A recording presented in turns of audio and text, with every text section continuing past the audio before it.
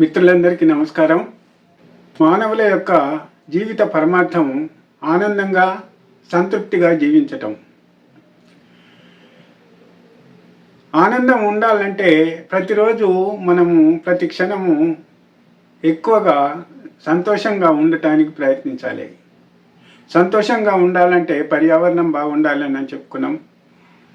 పర్యావరణం బాగుండాలంటే దయచేసి విరివిగా చెట్లను నాటండి.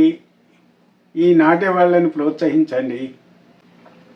ఈ పర్యావరణం గురించి మనము మాట్లాడుకునేది సమంజసమే అనుకుంటే, అది 10 మందికి ఉపయోగపడుతుంది అనుకుంటే దయచేసి నా మెసేజ్ని లైక్ చేయండి, షేర్ చేయండి. మంచైనా చెడైనా కామెంట్ల రూపంలో చెప్పండి. మీరు కామెంట్ చేసి ఇది సరికాదంటే నేను సరిదిద్దుకుంటాను. అలాగే నా ఛానల్ని సబ్స్క్రైబ్ చేసుకోండి. నీరు మానవ మనుగడకు అతి ముఖ్యమైనటువంటి, మానవులకే కాకుండా జీవరాశి మొత్తానికి ఈ నీరు అనేది అతి ముఖ్యమైనది. కాబట్టి నీటిని కలుషితం చేయకుండా కాపాడుకోవాలి. అది మనం ఏదో దాతృత్వము, చారిటీ కింద చేస్తున్నామని అనుకోవద్దు. అది విధి. ఎందుకంటే పర్యావరణాన్ని మనము మన నెక్స్ట్ తరాల నుంచి మనము అప్పు తీసుకున్నామని ఆలోచించి వారికి నెక్స్ట్ తరం వాళ్ళకి, భావి తరాలకి మనము మంచి పర్యావరణాన్ని అందించడానికి ప్రయత్నిద్దాం. ఇకపోతే అసలు విషయానికి వస్తే, వేదాలు పర్యావరణం గురించి, కాలుష్యం గురించి చెప్పకుండా పర్యావరణంలో ఉన్నటువంటి ప్రతి మూలకాన్ని, భూమి, నీరు, అగ్ని, గాలి, ఆకాశం, వీటిని అన్నిటినీ గౌరవించమంటుంది, పూజించమంటుంది. మనము వీటిని కలుషితం చేస్తే మనం కలుషితం చేసుకున్న వాళ్ళం అవుతామని చెప్తుంది.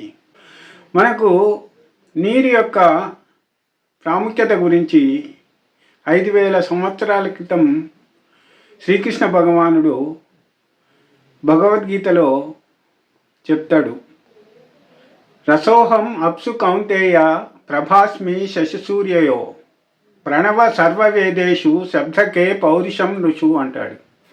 అంటే రసోహం అప్సు కౌంతేయ అంటే నీటిలో రుచిని నేను అంటాడు.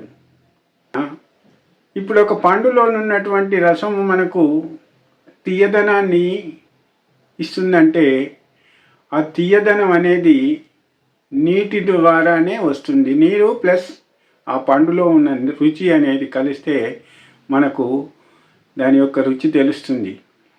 అదేవిధంగా మీరు నాలుక మీద మనకు లాలాజలం లేకుండా గనక ఒక చపాతీని మనం నమిలామనుకోండి, ఆ చపాతీ యొక్క రుచి మనకి తెలియదు.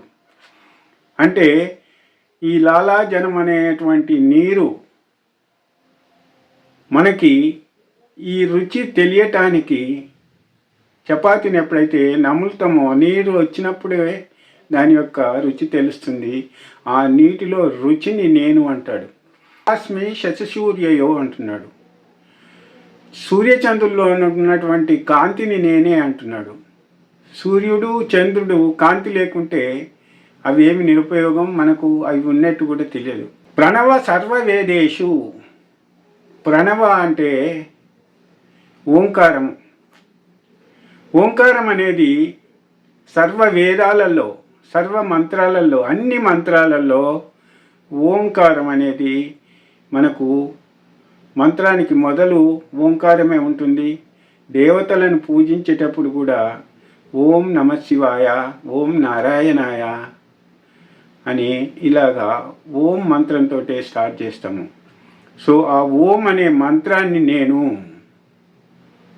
అని అంటాడు. అదేవిధంగా శబ్దకే, శబ్దాన్ని నేనే అంటే అంతరిక్షంలో ఉన్నటువంటి శబ్దాన్ని నేనే. ఈ శబ్దం అనేది మనకు ఇప్పుడు మనం మాట్లాడుకునే మాట వినపడాలంటే శబ్ద రూపంలో వస్తుంది. ఏదైనా శబ్దం మనకు వినపడాలంటే అంతరిక్షమే మాధ్యమం. అలాగా నేను శబ్దాన్ని నేనే అంటాడు. పౌరుషం నృషు, మానవులలో నృపాలుడు, అంటే మానవులో ఉన్నటువంటి పౌరుషాన్ని, మానవుల్లో ఉన్నటువంటి సామర్థ్యాన్ని నేనే. ఏ సామర్థ్యము?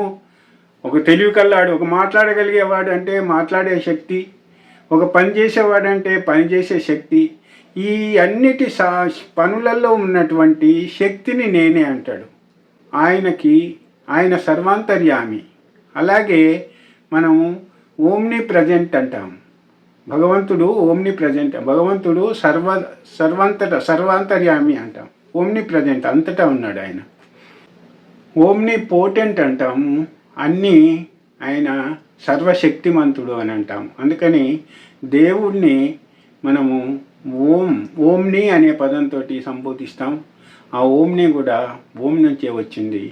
ఈ విధంగా ప్రతి వస్తువులో, ప్రతి పనిలో ఉన్నటువంటి గుణాన్ని నేను అంటాడు. దీనివల్ల మనకి భగవంతుడు అంతటా ఉన్నాడు అనేది అర్థమవుతుంది. కాబట్టి ఈ నీటిలో కూడా ఉన్నటువంటి రుచి ఆయనే. కాబట్టి ఆ రుచిని కాపాడుకోవాలంటే మనం నీటిని కాపాడుకోవాలి, నీటి కాలుష్యాన్ని అరికట్టాలని ఈ సందర్భంగా మీకు అందరికీ మనవి చేస్తూ సెలవు.